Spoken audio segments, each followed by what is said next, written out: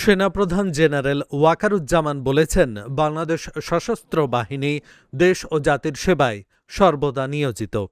তাদের প্রধান লক্ষ্য সার্বভৌমত্ব রক্ষা করা এবং জাতীয় সংকটে জনগণের পাশে দাঁড়ানো। বুধবার দুপুরে সাভারের আশুলিয়ায় Bangladesh national cadet corps BNCC অধিদপ্তরের ট্রেনিং একাডেমিতে বার্ষিক কেন্দ্রীয় ক্যাম্পিং 2025-26-এর সমাপনী কুচকাওয়াজ অনুষ্ঠানে তিনি একথা বলেন।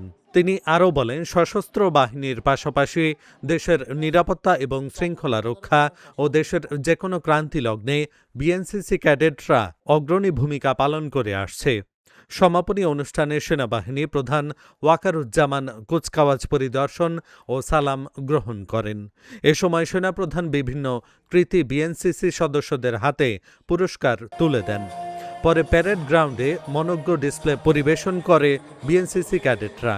কুচকাওয়াজ অনুষ্ঠানে সেনাবাহিনীর সামরিক সচিব, ৯ পদাতিক ডিভিশনের জিওসি, ঢাকা বিশ্ববিদ্যালয়ের উপাচার্য, বিএনসিসি অধিদপ্তরের মহাপরিচালক সহ সশস্ত্র বাহিনীর ঊর্ধ্বতন কর্মকর্তারা উপস্থিত ছিলেন। বাংলাদেশ সশস্ত্র বাহিনী দেশ ও জাতির সেবায় সর্বদা নিয়োজিত। আমাদের প্রধান লক্ষ্য দেশের সার্বভৌমত্ব রক্ষা করা এবং জাতীয় সংকটে জনগণের পাশে দাঁড়ানো।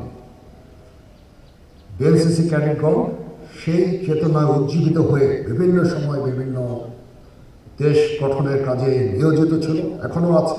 যেমন দুর্যোগ মোকাবেলা করা, বন্যা নিয়ন্ত্রণ, বন্যা কবলিত এলাকায় ত্রাণ উদ্ধার কার্যক্রম পরিচালনা, ট্রাফিক নিয়ন্ত্রণ, সামাজিক সচেতনতা বৃদ্ধি, মাদক বিরোধী আন্দোলন এবং দুর্নীতি বিরোধী প্রচারণায় গুরুত্বপূর্ণ ভূমিকা পালন করে চলেছে। বিশেষত ডেঙ্গু প্রতিরোধ কার্যক্রমে স্বেচ্ছায় রক্তদান, বৃক্ষরোপণ, শীত বস্ত্র বিতরণ এবং টিকাদান কর্মসূচিতে বিএনসিসির ক্যাডেটরা সরাসরি অংশগ্রহণ করে আমাদেরকে গর্বিত করেছে। বিএনসিসির এই সমস্ত কার্যক্রম দেশ গঠনে ইতিবাচক ভূমিকা রাখছে এবং দেশ এবং জাতি তাদের কাছে সবসময় কৃতজ্ঞ।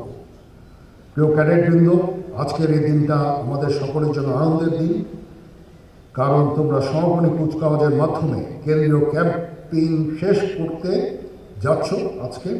এই জন্য তোমাদের সবাইকে আমি আন্তরিক অভিনন্দন জানাচ্ছি। তোমাদের কাছে আমার প্রত্যাশা যে নেতৃত্বের গুণাবলী যেমন সততা, সত্যবাদিতা, কর্তব্যনিষ্ঠা ও কঠোর পরিশ্রমের দ্বারা বাংলাদেশ ক্যাডেট কোরের উপর অর্পিত সকল দায়িত্ব তোমরা আন্তরিকতার সাথে পালন করবে।